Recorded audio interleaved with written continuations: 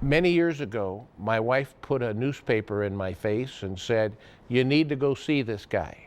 It was a story of a bank robber in Colorado who had been captured by a flying tackle by an FBI man, and the bank robber was a little 5-year-old girl, and that apparently triggered the tenderness of my wife. I needed to go see him. So I went over to the county jail, and Phil was more than ready to surrender his life to Christ.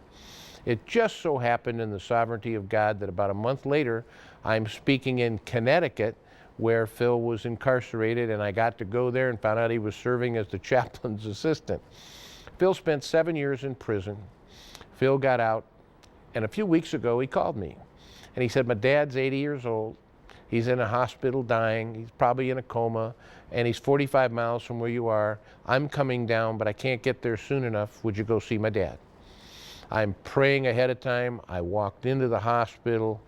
I'm not a guy that likes hospital visits at all. I go in there, and this gentleman is sitting straight up like I am, eyes closed, and I can't wake him up. I even pinched him. I'm mad. I walked out in the hall and I said, "God, I didn't come up all the way up to this place to do nothing." And I get a hold of the charge nurse, and I said, "What's going on here? I can't wake him up." She said, "They gave him too much medicine. He can't wake up. He fell out of bed the other night, and they were going to make sure he didn't do it again."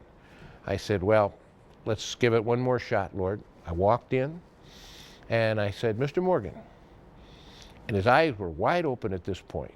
I said, "I don't know if you can hear me, but if you can you move any part of your body?" His left thumb could move about 1/4 of an inch. I said, "Mr. Morgan, if the answer is yes, move your thumb. Are you a sinner?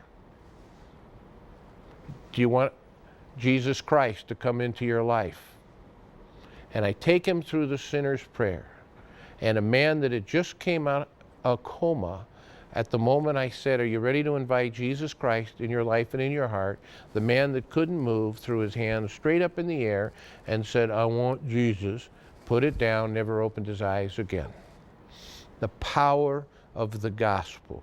If this gospel's simple enough to share it in moments, simple enough for a child to receive it, there's no excuse for an adult not to share it.